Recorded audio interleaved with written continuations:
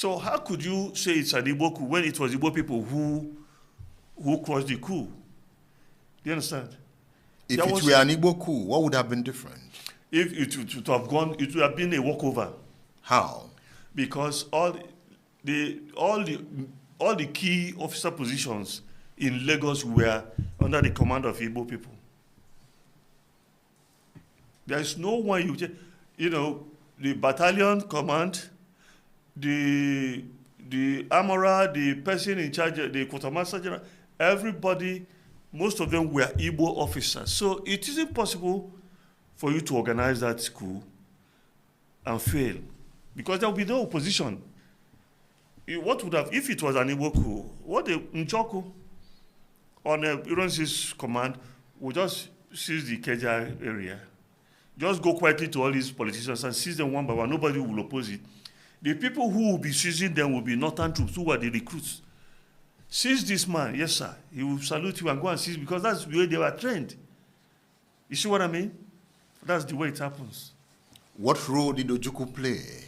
Ojukwu's role was in Kano, where he didn't cooperate with those sent by Nzogu to seize that city, which had the 5th Battalion of Nigerian Army. That was it. And Ojukwu was an Igbo man? Ojukwu was an Igbo man, called Igbo man, yes. Ojukwu knew that there was going to be a coup. I don't know whether he knew or not. He didn't claim to have known. And I'm not sure I read anywhere where they said that he knew there was a coup coming.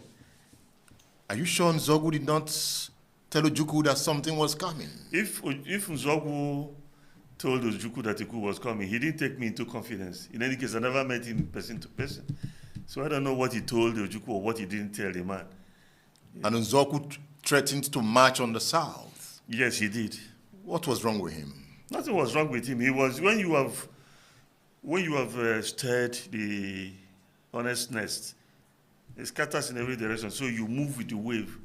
In that state in which he was, he could say he would march to the north, to the south.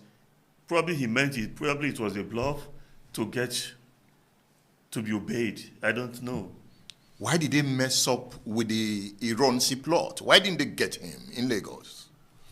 Okay, there's an explanation to that one. The wave, as I told you and as you know, I wasn't there.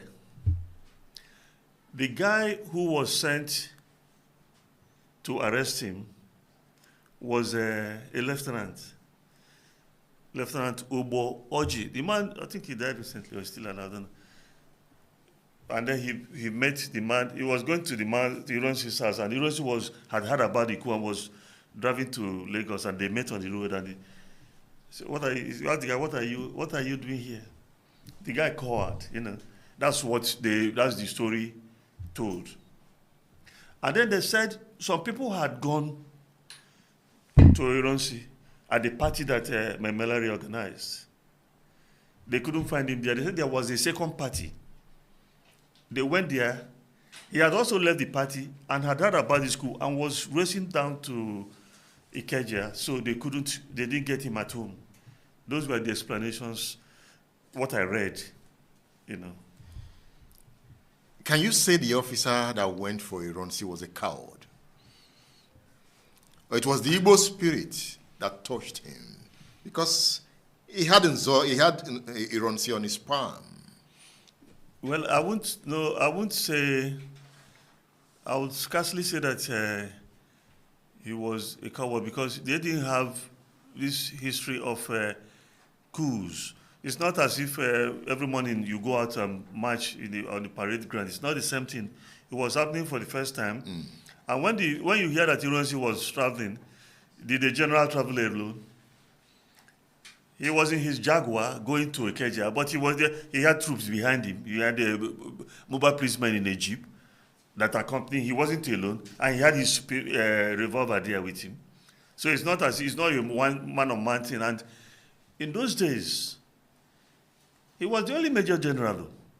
Yeah. In those days, people respected authority. If in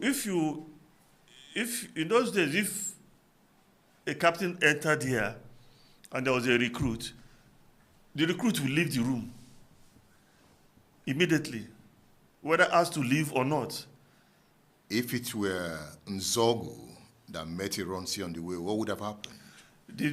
Well, it would have been different because at that time, Nzogu already attained his majority.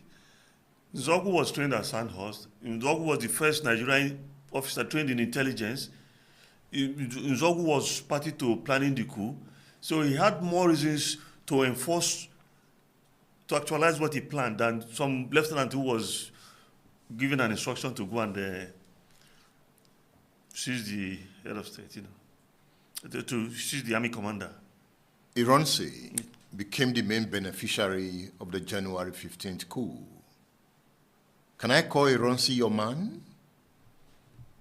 Yes, in a certain sense, you could call him my man. Because you wrote a book about him. Yes. Look at this book. This is the book we are talking about. Ironsi, written by Chuks Ilegbunam. So this interview is really about this book. Have you read this book? You should read this book by Chuks Ilegbunam. Ironsi benefited from the coup. He arrested the coup plotters and did not take actions. In this book, you brought in the interview that was granted by Theophilus Danjuma.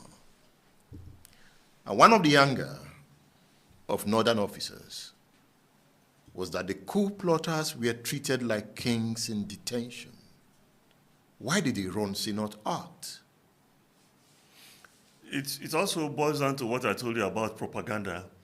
If you read Nzogu by General Olusegun Obasanjo, you will see letters written from Kirikiri prison by Nzogu to him, published in that same book, showing the way they were being maltreated. One of them even had bayonet wounds. So it's not true that they were being treated like kings in the detention. That was what Theophilus Danjuma said. I don't have to believe him. I don't have to believe Theophilus Danjuma, who gave the orders for Ironsi to be killed and is denying it to this day. I do not have to believe him, not even for 1 millisecond. You said he gave the order? Yes, he did give the order. He said he didn't. That's what he told you. That it was beyond him. Is it not shameful? You were a major, you went to capture one man, and the situation got beyond you. And later he called Ironsi a desk general, when Ironsi got all his promotions under white colonial officers, and was able to arrest a whole coup, nationwide coup. He couldn't control attack on government house Ibadan. And you want me to believe him?